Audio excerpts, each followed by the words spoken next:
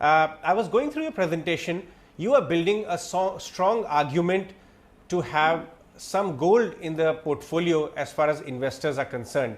Last time I remember your legendary call on real estate space peaking out 5 years back, way ahead of the consensus. Now you're talking about gold, but there are parts of the market which are already turning bullish on it. You are making a bigger macro argument. Tell us, why do you like gold right now? Thank you, Ajay, for hosting me. And I've been talking about some kind of allocation, a portion of allocation into gold for last 2 years. We wrote in our annual letter. And if you look at the way stage is being set up on the macroeconomic environment, you have a huge debasement of currency, and especially if you have to look at a US dollar, which usually act as a proxy of gold. There's a huge debasement, 7x increase in the central bank balance sheet of Federal Reserve in last 10 years, and close to 50% increase in last 9 months or so, 6 and 9 months or so. And that's a huge size. And so is the case in ECB, the expansion of the balance sheet. So that is a one which has changed significantly. And the second thing is that the world is seeing a perpetually low interest rate and a negative interest rate. Now it's been now close to half a decade where the experiment of the negative interest rate has happened. And also you look at, see what has changed is that the seed of the deglobalization has sown in for last 2 years. And what we are seeing is this weakens the US dollar's position, because US dollar is a choice, the currency of the choice for the trade. So when you all these add these arguments together, and along on top of it, gold as a metal has only grown from a supply side as only 1% per annum for the last decade or so.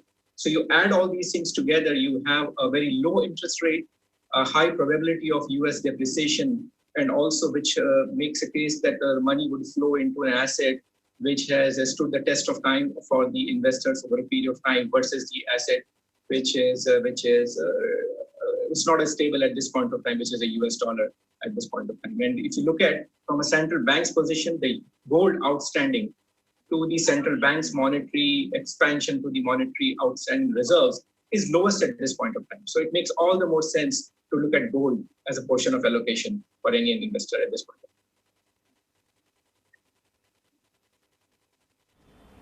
time. Manish, fair point. In fact, macro watchers are saying, and you also talking about it, that the setup seem to be suggesting that gold may be in for a decent time. You have analyzed the macros when gold starts working for a very long time as well. Not only last time we saw it went above the $1,800 mark and then came back.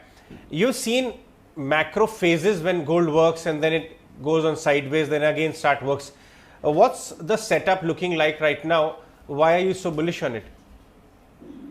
Yeah, this is one of the most interesting and millions and billions dollar of question. What everyone would have in their mind is that why gold now? And same would have been argument 5 years back or so. So what is the most interesting part in the gold theory is that you have a situation when you have seen what we have witnessed now is that a negative interest rate, a low interest rate and a negative interest rate. The gold does its spurts and gold shoots up when you have a negative real interest rate. And there's a difference between a negative interest rate and negative real interest rate.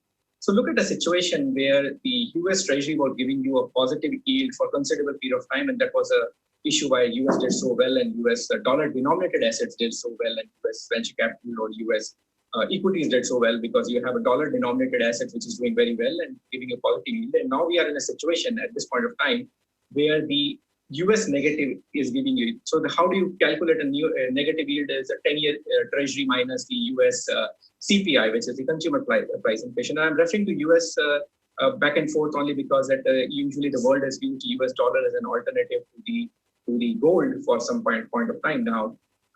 Till that 1971, that whole debasement did happen on the US side. So you have a situation now that we are going to see a negative interest rate scenario, a real negative interest rate. And if you look at the situation in 2011 to 2012, we saw negative interest rate, and there have been 7 or 8 occasions in the world when you see big spikes in the gold. Because look at what is a gold? Gold doesn't give you any kind of yield. Gold has a storage cost. So if the world and the monetary order gives you a negative yield, and or more or so, a real negative yield, then it is a time for gold to shine. And we are seeing the conditions which are getting very, very finely in a box, which is hinting towards you that there will be a spurt in the gold prices. Manish, let me play the devil's advocate.